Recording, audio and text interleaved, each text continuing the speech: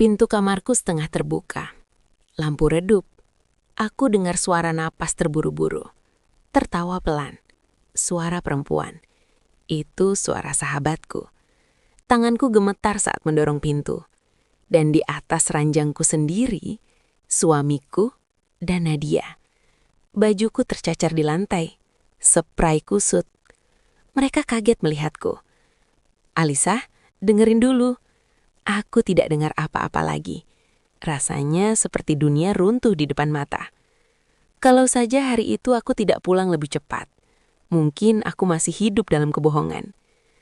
Halo semuanya, selamat datang di channel Drama Kini. Kalau kamu suka cerita drama, pengkhianatan, dan kisah rumah tangga yang bikin emosi naik turun, jangan lupa like dan subscribe ya. Namaku Alisa, usia 30 tahun. Aku pemilik modal utama sebuah bisnis kuliner dan lifestyle yang sekarang punya beberapa cabang di kota ini. Orang bilang hidupku sempurna. Aku punya suami tampan, Dimas, dan sahabat paling dekat, Nadia, yang sudah bersamaku dari nol membangun usaha. Kami bertiga seperti tim kecil yang solid. Setiap pagi rapat bareng, siang survei lokasi, malam evaluasi. Sampai suatu hari, Dimas mengajak olahraga. "Kita coba padel yuk, lagi tren," katanya. Akhirnya tiap weekend kami main bertiga. Awalnya cuma seru-seruan, ketawa, keringetan, saling ledek. Tapi lama-lama aku sadar, mereka terlalu kompak. High five terlalu lama, bisik-bisik strategi berdua. Kadang Nadia pegang lengan Dimas sambil tertawa, seolah aku tidak ada. Aku pikir itu cuma perasaanku saja. Toh, mereka dua orang yang paling aku percaya di dunia. Aku tidak tahu, justru dari lapangan padel itulah semuanya mulai berubah. Dan aku benar-benar tidak siap dengan apa yang akan terjadi setelahnya. Pagi itu, aku sudah berdiri di pinggir lapangan padel, sambil merapikan ponytail. Rok sport hitam dan tank top putih yang kupakai terasa ringan, nyaman untuk bergerak. Udara masih sejuk, tapi lapangan sudah ramai. "Lis, sini!" Suara Nadia memanggil. Aku menoleh. Dan seperti biasa, dia langsung mencuri perhatian. Nadia datang dengan set olahraga warna pastel yang pas di badan. Atasannya ketat, mengikuti lekuk tubuhnya tanpa terlihat berlebihan. Tapi cukup untuk membuat siapapun menoleh 2 kali. Celana pendeknya menampilkan kaki jenjang yang terawat. Tubuhnya berisi dengan proporsi yang jujur saja di atas rata-rata perempuan kebanyakan. Bukan kurus, bukan gemuk, tapi penuh di tempat yang tepat. Beberapa pria di lapangan sebelah bahkan terang-terangan melirik. Aku sudah terbiasa melihat itu. Yang belum biasa adalah cara Dimas ikut menatap. "Outfit baru ya?" tanya Dimas sambil tersenyum ke Nadia. "Iya dong, biar semangat main," jawab Nadia sambil tertawa kecil. Tawa itu ringan, manja, dan entah kenapa membuatku merasa seperti orang luar. Kami mulai bermain. Biasanya Dimas selalu jadi partnerku, tapi pagi ini entah kenapa mereka berdua malah satu tim. Aku dengan pelatih cadangan. Setiap Nadia gagal menangkap bola, Dimas cepat mendekat. Tangannya menepuk bahu Nadia, kadang terlalu lama. "Nice try," katanya pelan. Aku pura-pura fokus memukul bola, tapi sudut mataku terus menangkap mereka. Candaan kecil, bisik-bisik, tertawa berdua. Aku mencoba menepis pikiran aneh. Mereka sahabatku. Nadia sudah bersamaku sejak awal merintis usaha. Dimas suamiku. Harusnya aku percaya, tapi perasaan tidak pernah bohong. Saat istirahat, mereka duduk berdempetan sambil melihat ponsel yang sama. Kepala mereka hampir bersentuhan. Aku datang, mereka langsung menjauh. "Aneh." "Lagi lihat apa?" tanyaku. "Cuma video lucu," jawab Nadia cepat. Terlalu cepat. Sepanjang perjalanan pulang, mobil terasa sunyi. Dimas lebih banyak mengetik di ponselnya. Malamnya, saat dia mandi, ponselnya menyala di meja. Satu notifikasi masuk. Nama Nadia. "Ingat ya, jangan cerita ke Alisa dulu." Emotikon senyum. Dadaku seperti ditarik kuat. Tanganku dingin. Jangan cerita apa? Untuk pertama kalinya, aku takut mengetahui jawabannya. Sejak notifikasi itu, aku mulai melihat semuanya dengan cara berbeda. Hal-hal kecil yang dulu terasa biasa, sekarang terasa janggal. Pagi itu, aku datang lebih awal ke kantor. Ruanganku masih sepi. Bau kopi baru diseduh samar di udara. Aku sengaja tidak memberitahu siapapun kalau aku datang. 10 menit kemudian, pintu utama terbuka. Nadia. Dia masuk sambil membawa tas olahraga. Rambutnya masih sedikit basah seperti habis mandi pagi. Hari ini dia pakai blus tipis warna krem dan rok span hitam. Bahannya jatuh rapi mengikuti tubuhnya. Langkahnya percaya diri. Setiap kali dia berjalan melewati meja karyawan laki-laki, aku bisa lihat mata mereka otomatis mengikuti. Tubuh Nadia memang selalu jadi pusat perhatian. Pinggangnya ramping, tapi bagian atasnya lebih berisi dari kebanyakan perempuan. Blus tipis itu membuat siluet tubuhnya terlihat jelas, tanpa perlu terbuka. Elegan, tapi menggoda. Aku dulu bangga punya partner secantik itu. Sekarang justru merasa terancam. Dia belum sadar aku sudah di dalam. Dari balik kaca ruanganku, aku melihat dia duduk di mejanya. Lalu tersenyum sendiri sambil mengetik sesuatu di ponsel. Tak lama, ponselku berbunyi. Pesan dari Dimas. Aku berangkat meeting lebih pagi ya. Meeting? Perusahaannya baru buka jam 9. Refleks, aku melihat lagi ke arah Nadia. Ponselnya berbunyi hampir bersamaan. Dia membaca, lalu tersenyum. Senyum yang sama. Dadaku langsung sesak. Kebetulan? Atau? Aku mencoba berpikir logis. Mungkin aku cuma terlalu curiga. Tapi saat jam makan siang, mereka berdua tiba-tiba menghilang bersamaan. Dimas bilang ada klien. Nadia bilang mau survei vendor. Tanpa sadar, aku membuka aplikasi pelacak mobil kantor. Mobil operasional yang dipakai Nadia berhenti di satu tempat. Lapangan padel. Tanganku gemetar. Jadi mereka masih main berdua, diam-diam. Sore harinya Nadia kembali dengan wajah segar. Terlalu segar untuk orang yang katanya kerja lapangan. Kamu gak ikut tadi, Lis? Seru loh, katanya santai. Ikut apa? Aku cuma tersenyum tipis. Lain kali aja. Untuk pertama kalinya dalam hidupku, aku merasa jadi orang asing di hidupku sendiri. Dan malam itu, Dimas pulang membawa aroma parfum yang bukan milikku. Sejujurnya, aku bukan tipe perempuan yang suka menguntit atau curiga berlebihan. Tapi kalau suami sendiri mulai terasa asing, dan sahabat sendiri terasa seperti menyimpan rahasia, rasanya bodoh kalau aku cuma diam. Pagi itu aku pura-pura bersikap biasa. Sarapan bareng Dimas seperti biasa. Dia ngobrol santai, bahkan sempat bercanda. Terlalu santai. Seolah tidak ada apa-apa. Jangan lupa, nanti sore aku ada meeting luar ya, katanya sambil meraih kunci mobil. Aku hanya mengangguk. Meeting lagi. Belakangan ini kata itu jadi alasan paling sering dia pakai. Begitu dia berangkat, aku langsung membuka laptop. Aku cek laporan jadwal kantor. Tidak ada meeting sore ini. Tidak ada klien. Kosong. Dadaku mulai dingin.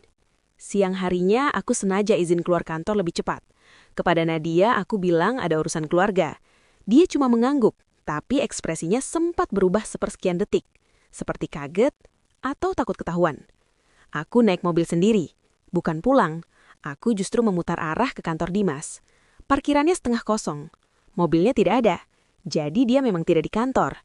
Tanganku makin gemetar saat aku membuka aplikasi pelacak kendaraan perusahaan. Nadia hari ini pakai mobil operasional lagi. Titiknya bergerak, pelan, lalu berhenti. Satu lokasi, kafe olahraga. Tempat yang sama dengan lapangan pedal kemarin. Aku menelan ludah. Aku parkir agak jauh, jalan kaki pelan-pelan supaya tidak terlihat. Dari balik kaca besar kafe, aku melihat mereka. Jelas, terlalu jelas. Dimas duduk berhadapan dengan Nadia. Mereka masih pakai baju olahraga. Nadia mengenakan tank top ketat dan legging hitam. Keringatnya membuat kainnya menempel di tubuhnya. Bentuk badannya terlihat tegas dan berisi. Dimas menatapnya lama. Tatapan yang dulu cuma untukku. Mereka tertawa. Bukan tawa formal, bukan tawa rekan kerja. Itu tawa akrab. Intim. Lalu, tangan Dimas menyentuh tangan Nadia di atas meja. Pelan. Tidak ditarik. Tidak ditepis. Justru dibiarkan. Dunia rasanya mendadak sunyi. Aku berdiri di luar seperti orang bodoh, melihat suamiku dan sahabatku berbagi momen yang seharusnya milikku. Dadaku panas, tapi kakiku dingin. Aku ingin masuk dan menampar mereka, tapi aku tahan. Belum. Kalau memang mereka berkhianat, aku mau bukti, bukan emosi. Aku mengangkat ponsel. Diam-diam aku foto. 1, 2, 3. Bukti pertama. Dan saat itu juga, untuk pertama kalinya, aku sadar. Pernikahanku mungkin sudah retak. Dan sahabatku, mungkin musuh paling dekat. Siang itu aku sengaja memegang keningku di depan Nadia. Aku pusing banget. Kayaknya masuk angin. Aku pulang dulu ya, kataku pelan. Nadia langsung mendekat. Wajahnya terlihat khawatir, tapi entah kenapa terasa dibuat-buat. Iya, istirahat aja Lisa, biar aku yang handle meeting sore ini. Cepat sekali dia menawarkan diri. Terlalu cepat. Aku tersenyum tipis. Makasih ya, kamu memang paling bisa diandalkan. Kalimat itu sengaja kuucapkan sambil menatap matanya lama, seolah aku percaya sepenuhnya. Padahal di dalam dada, aku sedang menahan curiga yang makin besar. Aku benar-benar keluar dari kantor. Mobilku melaju menjauh beberapa ratus meter, lalu berhenti di minimarket kosong. Aku menunggu. 1 jam, 2 jam, sampai sore menjelang. Aku mematikan ponsel supaya tidak bisa dilacak siapapun, lalu kembali ke kantor diam-diam lewat pintu samping parkiran basement. Gedung sudah lebih sepi, beberapa lampu dimatikan, suasana sunyi. Jantungku berdetak keras sekali, sampai telingaku berdenging. Langkah kakiku pelan menyusuri lorong. Ruanganku kosong, ruang meeting kosong, tapi dari ujung koridor, ruang kerja Nadia masih menyala. Pintunya tertutup, dan dari dalam terdengar suara. Bukan suara ketikan, bukan suara telepon. Suara napas, berat, tergesa, diselingi bisikan penyan yang terlalu akrab untuk sekadarkan kerja. Tanganku dingin. Aku mendekat. Setiap langkah terasa berat, seperti kakiku ditarik mundur oleh firasat buruk. Saat sampai di depan pintu, aku mendengar suara tawa kecil Nadia. Manja, suara yang belum pernah kudengar selama ini. Tanganku gemetar saat memutar gagang pintu. Tidak terkunci. Pintuku buka perlahan. Dan dunia rasanya berhenti. Di atas meja kerjanya sendiri, berantakan oleh map dan berkas, Nadia dan Dimas terlalu dekat. Jarak mereka bukan jarak profesional, bukan jarak teman. Dimas memeluk pinggangnya. Nadia menautkan tangan di lehernya. Gerakan mereka jelas menunjukkan hubungan yang tak seharusnya terjadi. Bukan sekadar salah paham, bukan sekadar kebetulan. Mereka terlibat terlalu dalam, terlalu intim. Suamiku dan sahabatku, di kantor yang kubangun dengan uangku, di meja kerja yang kubelikan untuknya. Napas mereka terhenti saat melihatku. Wajah Nadia langsung pucat. Alisa? Dimas buru-buru menjauh, seperti anak kecil ketahuan mencuri. Tapi semuanya sudah terlambat. Mataku panas. Tapi anehnya tidak ada air mata. Yang ada cuma rasa kosong. Seperti sesuatu di dalam dadaku patah. Aku ganggu ya? Suaraku tenang. Terlalu tenang. Tidak ada yang menjawab. Ruangan itu sunyi. Aku tersenyum kecil. Senyum paling pahit yang pernah kupunya. Lanjutkan saja. Toh ini memang kantor kalian sekarang kan? Aku berbalik sebelum mereka sempat menjelaskan. Karena apapun alasannya, pemandangan tadi sudah cukup. Tidak ada penjelasan yang bisa memperbaiki pengkhianatan. Tidak ada kata maaf yang bisa menghapus gambar itu dari kepalaku. Dan di parkiran, saat aku akhirnya sendirian di dalam mobil, barulah air mataku jatuh. Pelan, tanpa suara. Sejak hari aku memergoki mereka di kantor, kupikir semuanya akan berubah. Setidaknya mereka akan lebih hati-hati. Atau pura-pura menjaga jarak di depanku. Tapi yang terjadi justru sebaliknya. Dimas semakin sering pulang larut malam tanpa alasan jelas. Nadia pun mulai jarang membalas pesanku. Setiap kutanya soal pekerjaan, jawabannya singkat dan dingin. Seperti aku cuma rekan bisnis biasa, bukan sahabatnya sendiri. Anehnya, mereka terlihat terlalu tenang. Orang bersalah biasanya cemas, mereka tidak. Itu yang membuatku curiga. Malam itu hujan rintik turun sejak sore. Aku bilang pada asisten rumah tangga kalau aku mau lembur di kantor. Padahal sebenarnya aku sengaja pulang lebih cepat tanpa memberitahu siapapun. Rumah terasa sunyi. Lampu ruang tamu mati, garasi kosong. Kupikir Dimas belum pulang. Aku naik ke lantai 2 pelan-pelan, hanya ditemani suara detak jam dan langkah kakiku sendiri. Lalu aku berhenti. Dari arah kamarku terdengar suara. Pelan. Seperti bisikan. Disusul tawa kecil seorang perempuan. Tawa yang sangat kukenal. Nadia. Darahku langsung terasa dingin. Tanganku gemetar saat mendekati pintu kamar. Pintu itu tidak tertutup rapat. Ada celah tipis. Cukup untuk melihat ke dalam. Lampu kamar redup. Aroma parfumku sendiri tercium samar, bercampur dengan wangi asing. Dan di sana, di ranjangku, mereka berdua. Dimas duduk bersandar di kepala tempat tidur. Kemejanya terbuka berantakan. Nadia duduk sangat dekat di pangkuannya. Tangan mereka saling menggenggam. Wajah mereka nyaris tanpa jarak. Nadia tertawa kecil sambil menyentuh dada Dimas. Seperti itu hal paling wajar di dunia. Suamiku membelai rambutnya dengan lembut. Gerakan yang dulu hanya milikku. Bukan sekadar bicara. Bukan sekadar curhat. Itu kemesraan yang terlalu intim untuk disalahartikan. Ranjangku berderit pelan saat mereka bergerak. Napas mereka terdengar berat. Bisikan-bisikan manja memenuhi kamar yang selama ini jadi tempatku beristirahat. Tempat paling pribadiku. Sekarang terasa kotor. Hatiku seperti diremas. Tapi anehnya, air mataku tidak keluar. Yang muncul justru rasa kosong. Seperti sebuah perasaan sudah habis terbakar. Aku sadar sesuatu saat itu. Mereka bukan lagi takut ketahuan. Mereka sudah merasa aman. Bahkan berani melakukannya di rumahku sendiri. Di kamarku sendiri. Seolah aku cuma tamu. Aku mundur pelan, memastikan lantai tidak berdecit. Kututup kembali pintu tanpa suara. Tidak ada teriakan, tidak ada amarah. Karena percuma, orang yang sudah kehilangan rasa malu tidak akan berubah hanya karena dimarahi. Mereka hanya akan berhenti kalau kehilangan segalanya. Malam itu aku turun ke ruang kerja. Kubuka laptop. Semua dokumen perusahaan, rekening dan kepemilikan aset mulai kupindahkan satu persatu. Jika mereka ingin bermain kotor di belakangku, baik. Sekarang giliranku bermain lebih cerdas. Pagi itu aku bangun lebih cepat dari biasanya. Bukan karena tidur nyenyak, justru karena hampir tidak tidur sama sekali. Sepanjang malam aku sibuk memindahkan dokumen, mengganti password, dan menghubungi pengacara kepercayaanku. Semua aku lakukan diam-diam dari ruang kerja. Sementara di lantai atas, suamiku mungkin masih memeluk perempuan yang dulu kupanggil sahabat. Ironis sekali rasanya. Rumah besar ini kubangun dari nol. Modal usahanya dariku, idenya dariku, kerja kerasnya dariku. Tapi mereka yang menikmati hasilnya, seolah akulah orang asing. Aku menatap layar laptop. Semua akses rekening perusahaan kini hanya atas namaku. Saham mayoritas sudah kupindahkan. Beberapa aset penting kualihkan ke holding baru tanpa nama mereka. Legal, bersih, tidak bisa digugat. Kalau mereka ingin merebut hartaku, silakan saja. Tapi mereka akan menggenggam udara kosong.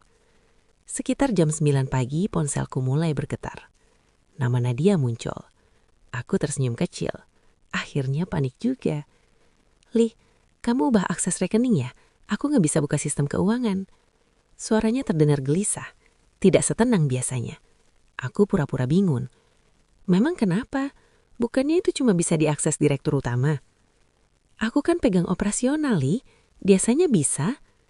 Oh iya, mulai sekarang nggak perlu. Aku mau pegang sendiri. Hening. Aku bisa membayangkan wajahnya yang tegang. Belum sempat dia membalas panggilan kedua masuk. Dimas. Aku angkat dengan santai. Kartu kredit perusahaan kok nggak bisa dipakai? Karena itu bukan kartu pribadi kamu. Tapi selama ini aku yang bayar. Aku memotongnya. Nadaku datar. Tapi tajam. Aku cuma berhenti jadi bodoh, Mas. Dia diam. Mungkin baru sadar sesuatu. Tapi aku belum selesai. Siang harinya aku sengaja datang ke kantor tanpa memberi kabar. Aku masuk lewat pintu utama, melewati karyawan yang langsung menunduk jangkung. Sepertinya gosip sudah beredar. Semua orang tahu ada yang tidak beres antara aku, Nadia, dan Dimas. Dari jauh kulihat Nadia di ruangannya. Hari itu dia memakai dress ketat warna krem, rambutnya ditata rapi seperti biasa. Tubuhnya memang selalu menarik perhatian. Lakuknya tegas, langkahnya percaya diri. Dulu aku bangga punya partner secantik dan sepintor dia. Sekarang rasanya hanya muak. Dia tersenyum saat melihat aku. Senyum pura-pura. Kamu udah baik kan? Kemarin katanya kurang enak badan, katanya. Aku menatapnya lurus. Aku sehat. Justru sekarang pikiranku jauh lebih jernih. Aku meletakkan map coklat di mejanya. Apa ini? Tanyanya. Surat pemberhentian jabatanmu. Senyumnya hilang seketika. Li, jangan bercanda. Aku gak pernah bercanda soal bisnis. Wajahnya memucat. Kamu nggak bisa gini. Perusahaan ini kita bangun bareng. Aku terkekeh pelan. Kita. Model siapa, Nat? Nama siapa di semua dokumen? Dia tidak bisa menjawab. Saat itulah Dimas masuk terburu-buru. Alisa, kita bisa ngomong baik-baik? Aku menoleh. Aku juga bawa sesuatu buat kamu. Kuserahkan amplop putih. Dia membukanya lalu matanya membesar. Surat gugatan cerai. Ruangan mendadak sunyi. Kamu serius? Suaranya bergetar. Lebih serius daripada kamu waktu naik ranjangku sama sahabatku sendiri. Tak ada lagi yang bisa mereka bantah. Semua bukti sudah ada. Foto, rekaman, saksi, lengkap. Aku menatap mereka berdua bergantian. Dua orang yang paling kupercaya. Sekarang berdiri seperti orang asing yang ketahuan mencuri. Anehnya hatiku tidak sakit lagi. Yang tersisa cuma lega. Terima kasih ya, kataku pelan.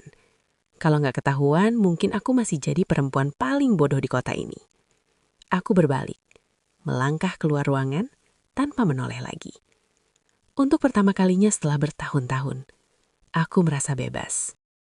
3 bulan setelah surat cerai itu ditekan hakim, hidupku terasa seperti halaman baru. Rumah terasa lebih sunyi, tapi damai. Tidak ada lagi kebohongan kecil, tidak ada lagi bisikan mencurigakan di telepon, tidak ada lagi senyum palsu yang menusuk dari orang yang kusebut sahabat. Aku kembali fokus ke bisnis. Aneh sekali, justru setelah mereka pergi, semuanya berkembang lebih cepat. Investor baru masuk, cabang baru dibuka, omset naik hampir 2 kali lipat. Pengacara bahkan bercanda, Bu Alisa, kayaknya mereka memang beban dari dulu. Aku cuma tersenyum. Mungkin benar. Beberapa kali Nadia masih mencoba menghubungiku. Nomor baru, pesan panjang, kadang marah, kadang memohon. Aku tidak pernah membalas. Dinas juga sama. Katanya dia membuka usaha sendiri pakai sisa tabungan. Tapi kabarnya gagal. Terlalu banyak utang, terlalu banyak gengsi. Mereka akhirnya tinggal bareng di apartemen Nadia. Apartemen yang dulu kubantu bayar uang mukanya. Ironis. Sore itu saat aku sedang meeting dengan tim marketing, ponselku bergetar. Notifikasi berita lokal muncul. Judulnya membuatku berhenti bernafas sebentar. Pasangan ditangkap polisi di apartemen mewah, diduga pesta narkoba. Awalnya aku tidak terlalu peduli, sampai fotonya muncul. Wajah itu, meski buram, aku tetap mengenalinya. Nadia. Rambutnya berantakan, maskara luntur. Tidak ada lagi penampilan rapi dan elegan seperti dulu. Di sebelahnya, Dimas. Kaos kusut, tatapan kosong, tangannya diborgol. Aku membuka artikelnya. Tetangga melapor karena suara musik keras sejak siang. Polisi datang. Di dalam unit ditemukan beberapa paket narkoba, botol minuman keras, dan 2 orang dalam kondisi setengah sadar. Katanya mereka frustasi, sudah berhari-hari tidak keluar rumah. Tagihan menumpuk, pekerjaan tidak ada, teman-teman menjauh. Mereka memilih pesta untuk melupakan semuanya. Dan akhirnya ditangkap. Aku menatap layar lama sekali. Ini orang yang dulu begitu percaya diri merebut suamiku. Ini laki-laki yang dulu bersumpah akan menjagaku seumur hidup. Sekarang duduk di lantai dingin kantor polisi. Wajah mereka kusam, masa depan mereka hancur oleh pilihan sendiri. Aku tidak merasa senang, tapi juga tidak sedih. Yang kurasakan hanya satu hal, jauh. Seolah mereka bagian dari kehidupan orang lain, bukan hidupku. Malamnya aku pulang ke rumah, membuat teh hangat, lalu berdiri di balkon. Angin pelan menyentuh wajahku. Untuk pertama kalinya, aku benar-benar paham. Pengkhianatan mereka memang menyakitkan. Tapi justru itu yang menyelamatkanku. Kalau mereka tidak selingkuh, mungkin aku masih terjebak dengan 2 orang yang pelan-pelan menghancurkan hidupku dari dalam. Sekarang semuanya selesai. Mereka memilih jalan gelap. Aku memilih berjalan maju. Dan kali ini, tanpa menoleh ke belakang.